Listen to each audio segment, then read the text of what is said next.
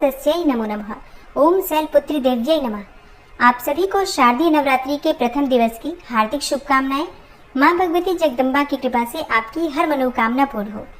3 अक्टूबर 2024 गुरुवार को नवरात्रि का पहला दिन है और नवरात्रि के पहले दिन मां भगवती दुर्गा के प्रथम स्वरूप मां शैलपुत्री की पूजा की जाती है। मां शैलपुत्री पर्वतराज हिमालय की पुत्री है, इसलिए इन्हें शैलपुत्री कहा जाता है और इनकी आराधना करने से सभी प्रकार के मनोवांछित फल की प्राप्ति हो जाती है। शास्त्रों के अनुसार मां शैलपुत्री की पूजा करने से मन चाहे जीवन साथी की कामना पूर्ण होती है। तो अगर आपको मन चाहे जीवन साथी की कामना है तो नवरात्रि के पहले दिन मां शैलपुत्री की विधि विधान से पूजा जरूर करनी चाहिए। मां शैलपुत्री धन धान्य सुख समृद्धि और यश की वृद्धि कराती हैं और भक्तों को मोक्ष प्रदान करती हैं। तो इसलिए नवरात्रि के पहले दिन जब हम कलश की स्थापना करते हैं और विधि विधान से मां दुर्गा का आवाहन कर लेते हैं तो उसके बाद से मां शैलपुत्री का ध्यान करके उनकी पूजा जरूर करनी चाहिए। तो नवरात्रि के पहले दिन मां शैलपुत्री की पूजा हमें किस प्रकार से करनी चाहिए, किन मंत्रों का जप करना चाहिए, मां शैलपुत्री को कौन सा पुष्प प्रिय है जिसे अर्पित करने से मां प्रसन्न होती है, कौन सा भोग आज के दिन हमें मां को अर्पित करना चाहिए और कौन से रंग के वस्त्र धारण करके मां की आराधना करनी चाहिए और मां का स्वरूप क्या है जिसका हमें आज ध्यान करना है पूजा करते समय, संपूर्ण जानकारी आपको आज के वीडियो में मैं शेयर करने वाली हूँ। और हाँ, आज पहला दिन है, कलश की स्थापना करना है। तो कलश की स्थापना करने का शुभ मुहूर्त क्या है, नवरात्रि के पहले दिन कलश की स्थापना और पूजा विधि क्या है, ये संपूर्ण जानकारी आपको आज की वीडियो में मैं शेयर करने वाली हूँ। तो वीडियो बहुत महत्वपूर्ण है, पूरा जरूर देखिए। अच्छी लगे वीडियो तो लाइक भी जरूर कीजिए, क्योंकि आपके लाइक्स आपके कमेंट्स मेरे लिए बहुत महत्वपूर्ण है, क्योंकि ये एकमात्र जरिया है जिनसे मुझे पता चलता है कि आपको ये वीडियो अच्छी लगती है और आपके लिए ये वीडियो उपयोगी है। तो अगर वीडियो अच्छी लगती है तो लाइक तो जरूर ही किया कीजिए। और अब जानते हैं शारदीय नवरात्रि के पहले दिन मां शैलपुत्री की पूजा विधि के बारे में। देखिए, शारदीय नवरात्रि के पहले दिन मां शैलपुत्री की पूजा से पहले शुभ मुहूर्त में घट की स्थापना की जाती है। तो घट की स्थापना आप शुभ मुहूर्त में करें और शुभ मुहूर्त है। और इस बार कलश की स्थापना करने के लिए आपको 2 शुभ मुहूर्त प्राप्त हो रहे हैं। पहला शुभ मुहूर्त सुबह है, जो कि सुबह 6:15 से सुबह 7:22 तक रहेगा। और सुबह के कलश की स्थापना करने की जो कुल अवधि आपको प्राप्त हो रही है 1 घंटे 6 मिनट की, इसी शुभ मुहूर्त में आप कलश की स्थापना कर सकते हैं। मान लीजिए इस शुभ मुहूर्त में आप कलश की स्थापना नहीं भी कर पाते हैं तो अभिजीत मुहूर्त में कर सकते हैं। और अभिजीत मुहूर्त आपको प्राप्त हो रहा है सुबह 11:46 से दोपहर में 12:33 तक। ये कुल समय आपको प्राप्त होगा 47 मिनट का, 47 मिनट का। इस समय में भी आप कलश की स्थापना कर सकते हैं। अभिजीत मुहूर्त में हम कोई भी कार्य करते हैं तो उसका शुभ फल हमें प्राप्त होता है। ठीक है, तो 2 शुभ मुहूर्त है, इनमें से किसी भी शुभ मुहूर्त में आप कलश की स्थापना कर सकते हैं। और पहले दिन की पूजा से पहले आपको अपने घर की साफ सफाई अच्छे से करना है। घर में जिस स्थान पर आपको चौकी की स्थापना करनी है उस स्थान को अच्छे से साफ कर लीजिए, गंगा जल का छिड़काव कीजिए। फिर उस स्थान पर आपको एक लकड़ी की चौकी बिछानी है और इसके ऊपर आपको लाल रंग का एक कपड़ा बिछाना है। और अब इसी चौकी पर आपको माँ दुर्गा की स्थापना करनी है। माँ दुर्गा का जो भी विग्रह है उसे उस चौकी पर विराजमान करके उनके दाईं तरफ कलश की स्थापना कर लीजिए और माँ के समक्ष एक शुद्ध घी का दीपक प्रज्वलित कर लीजिए। अब इसके बाद आपको गणपति की स्थापना करनी है। तो आप एक पान के पत्ते पर सुपारी से भी गणपति बनाकर स्थापित कर सकते हैं, या फिर आप चाहें तो गणपति की अगर आपके पास कोई भी विग्रह हो, मूर्ति हो, तो आप उसकी भी स्थापना कर सकते हैं। माँ के बाईं तरफ गणपति की स्थापना करना है और दाईं तरफ आपको कलश की स्थापना करना है।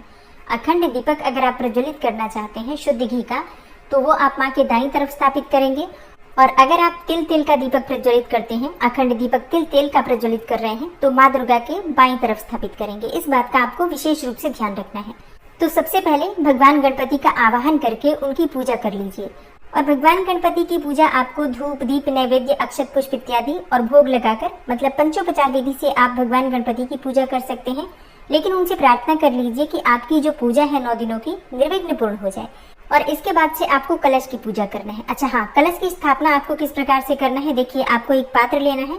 उस पात्र में आपको थोड़ा गंगा जल डालना है, फिर शुद्ध जल से उस पात्र को भर दीजिए। अब इसी पात्र में आपको सिक्का, सुपारी, अक्षत, लौंग, इलायची, ये चीजें डालनी है। और फिर इसके ऊपर पंच पल्लव रखकर पूर्ण पात्र रख दीजिए और इसी के ऊपर नारियल की स्थापना कर दीजिए। कलश की स्थापना करने से पहले कलश के नीचे आपको थोड़ा सा चावल जरूर रखना है।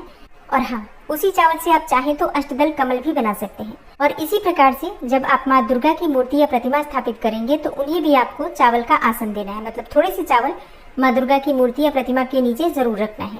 अब कलश की पूजा पंचोपचार विधि से करने के बाद, जैसे कि धूप दीप अक्षत पुष्प इत्यादि कलश पर अर्पित करने के बाद आपको मन में ध्यान करना है कि सभी देवी देवता इस कलश में विराजित हैं। सभी देवी देवताओं से आपको प्रार्थना करना है कि हे सभी देवी देवता, आप सब इस कलश में विराजित हो, ताकि 9 दिन की माँ दुर्गा की जो पूजा है वो मैं संपन्न कर पाऊँ। मेरी पूजा में किसी प्रकार की विघ्न बाधा न आए और इस पूजा का शुभ फल मुझे प्राप्त हो, मेरे परिवार को प्राप्त हो। इस प्रकार से आपको सभी देवी देवताओं से प्रार्थना करके कलश में सभी देवी देवताओं का आवाहन करना है। इसके बाद आपको 9 ग्रहों का ध्यान करना है। आप चाहे तो 9 ग्रह की मूर्ति अगर आपके पास हो, जैसे कि छोटा सा यंत्र मिल जाता है 9 ग्रहों का, अगर आपके पास हो तो वही चौकी पर रखकर उसकी पूजा कर सकते हैं। या फिर आप चाहें तो चावलों की 9 जगह ढेरी बनाकर और इसे ही 9 ग्रह मानकर इनकी पूजा भी पंचोपचार विधि से धूप दीप इत्यादि अर्पित करके कर सकते हैं। और ऐसा भी नहीं कर पाते हैं तो सिर्फ ध्यान कर लीजिए 9 ग्रहों का, जैसे कि सूर्य चंद्रमा मंगल बृहस्पति शुक्र बुध शनि राहु केतु, इस प्रकार से 9 ग्रहों का अपने मन में ध्यान कर लीजिए। और इसके बाद अपने दोनों हाथ जोड़कर प्रार्थना कीजिए कि सभी 9 ग्रह शांत हो, ताकि नवरात्रि की पूजा निर्विघ्न पूर्ण कर पाऊं। देखिए ये बहुत आवश्यक है, क्योंकि माँ दुर्गा की पूजा बहुत विशेष होती है। अगर वो निर्विघ्न पूर्ण होती है तभी हमें उसका शुभ फल प्राप्त होता है। अगर बीच में कोई विघ्न बाधा आ जाती है तो इसका मतलब है कि कहीं न कहीं हमारे घर में नकारात्मक ऊर्जा का प्रभाव बहुत अधिक है। इसलिए माँ से प्रार्थना की जाती है, सभी देवी देवताओं से प्रार्थना की जाती है कि 9 दिनों की जो ये पूजा है पूरी तरह से निर्विघ्न रूप से हम पूर्ण कर पाए। तो सबसे प्रार्थना आराधना करने के बाद हम माँ दुर्गा की पूजा करेंगे। माँ दुर्गा का आवाहन कीजिए, विधि विधान से उनकी पूजा कीजिए। देखिए षोडशोपचार विधि से पूजा किस प्रकार से करना है मैंने पिछली वीडियो में आपसे शेयर किया है। अगर आपने उस वीडियो को नहीं देखा है तो जरूर देख लीजिए। तो अगर आप षोडशोपचार विधि से माँ की पूजा करते हैं तो आपको शुभ फल बहुत अधिक प्राप्त होता है और बहुत आसान विधि है। मतलब सभी सामग्री आपके पास ही होती है, आप हर चीज अर्पित करते हैं, लेकिन बस उसको सही विधि से अगर हम अर्पित करें तो षोडशोपचार विधि उन्हीं सामग्रियों से हो जाती है। तो एक बार उस वीडियो को देखकर और षोडशोपचार विधि से पूजा करने का प्रयास कीजिए। अच्छा, अब जैसे कि आप पूजा माँ दुर्गा की कर लेते हैं तो माँ शैलपुत्री का अपने मन में ध्यान कीजिए। माँ शैलपुत्री का स्वरूप क्या है जिसका आपको ध्यान करना है? देखिए, माँ शैलपुत्री का रंग गौर वर्ण का है। माँ शैलपुत्री बैल पर सवार होती हैं और वे एक हाथ में त्रिशूल तो दूसरे हाथ में कमल का पुष्प धारण करती हैं। चंद्रमा उनके मस्तक की शोभा बढ़ाता है। माँ शैलपुत्री का ध्यान करने से पहले अपने हाथ में पुष्प ले लीजिए और फिर माँ का ध्यान कीजिए। माँ का ध्यान मंत्र है वंदे वांछित लाभाय चंद्रार्ध कृतशेखराम वृषारूढ़ाम शूलधराम शैलपुत्रीम यशस्विनी। माँ का बीज मंत्र है ह्रीम शिवाय नमः। ह्रीम शिवाय नमः ये माँ का बीज मंत्र है। एक और मंत्र नोट कर लीजिए, ओम देवी शैलपुत्रे नमः। और अगला मंत्र है या देवी सर्वभूतेषु माँ शैलपुत्री रूपेण संस्थिता नमस्तस्यै नमस्तस्यै नमस्तस्यै नमो नमः। तो इनमें से किसी भी मंत्र के द्वारा आप माँ शैलपुत्री का ध्यान कर सकते हैं, उच्चारण कर सकते हैं। और आप चाहें तो पूजा करते समय 108 बार माँ शैलपुत्री के किसी भी मंत्र का जप कर सकते हैं। विशेष रूप से माँ शैलपुत्री का जो बीज मंत्र होता है ह्रीम शिवाय नमः, इस मंत्र का यथासंभव जप अवश्य करना चाहिए। मतलब 11 बार 21 बार आप इस मंत्र का जप कर लीजिए। फिर इसके बाद से आप जो भी पढ़ना चाहते हैं, चाहे सप्तशती पढ़ रहे हो या फिर नवार्ण मंत्र का जप करते हैं, कोई भी पाठ या कोई भी मंत्र जप कर सकते हैं। माँ शैलपुत्री का आवाहन करके आपको विधि विधान से उनकी पूजा करना है। अक्षत धूप दीप पुष्प इत्यादि सभी चीजें माँ को अर्पित कीजिए। माँ शैलपुत्री को कनेर का पुष्प बहुत प्रिय है। आप चाहे तो सफेद रंग के पुष्प भी माँ को अर्पित कर सकते हैं या फिर लाल और पीले पुष्प भी माँ को बहुत प्रिय है। और माँ शैलपुत्री का प्रिय भोग है गाय का घी। तो पहले दिन माँ शैलपुत्री को गाय के घी से आप अभिषेक भी कर सकते हैं। मतलब जब आप माँ दुर्गा का अभिषेक करते हैं तो विशेष रूप से गाय का घी अवश्य अर्पित करें। नवरात्रि के पहले दिन माँ दुर्गा के प्रथम स्वरूप माँ शैलपुत्री को दूध या फिर दूध से बनी हुई वस्तुओं का, दूध से बनी हुई मिठाइयों का भोग अवश्य अर्पित करना चाहिए। इसके अलावा माँ को फलों का भोग अर्पित करें। माँ शैलपुत्री के प्रिय रंग हैं लाल सफेद और पीले। तो आप इनमें से किसी भी रंग के वस्त्र धारण करके पूजा कर सकते हैं। वैसे नवरात्रि के प्रथम दिवस पर लाल रंग के वस्त्र धारण करके माँ दुर्गा की पूजा सुहागिनी महिलाओं को जरूर करनी चाहिए। और हाँ, कुंवारी कन्याएं अगर मनचाहा जीवन साथी चाहती हैं या फिर योग्य जीवन साथी चाहती हैं तो ऐसे में सफेद रंग के वस्त्र धारण करके माँ शैलपुत्री की आराधना करें। इससे मन चाहे जीवन साथी की कामना पूर्ण हो जाती है। तो विधि विधान से माँ दुर्गा के प्रथम स्वरूप माँ शैलपुत्री की पूजा करके कपूर से उनकी आरती करनी चाहिए। आरती करने के बाद क्षमा प्रार्थना जरूर करना चाहिए। पूजा में जाने अनजाने हमसे कोई भूल चूक हो गई हो, इसके लिए क्षमा प्रार्थना करके और अपनी पूजा को पूर्ण करें। और सुबह की पूजा पूरी करने के बाद अगर आपका व्रत है तो आप फलाहार कर सकते हैं। फलों में आप कोई सा भी फल खा सकते हैं, दूध पी सकते हैं, जूस पी सकते हैं। या फिर कुट्टू सिंघाड़े का हलवा इत्यादि भी ले सकते हैं।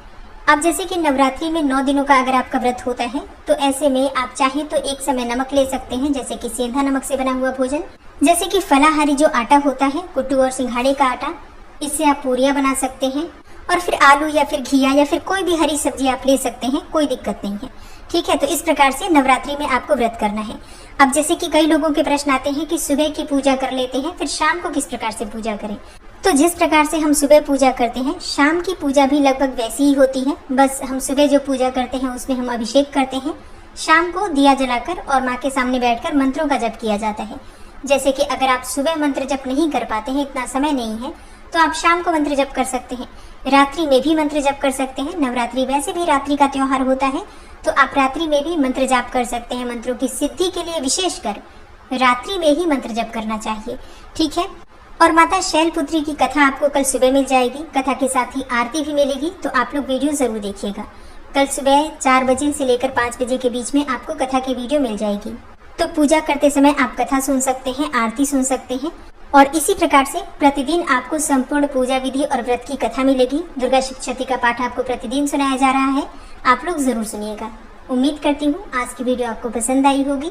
तो अगर वीडियो पसंद आती है तो वीडियो को लाइक जरूर कीजिए, शेयर भी जरूर कीजिए, और कमेंट बॉक्स में माता रानी के नाम का जयकारा भी जरूर लगाइए।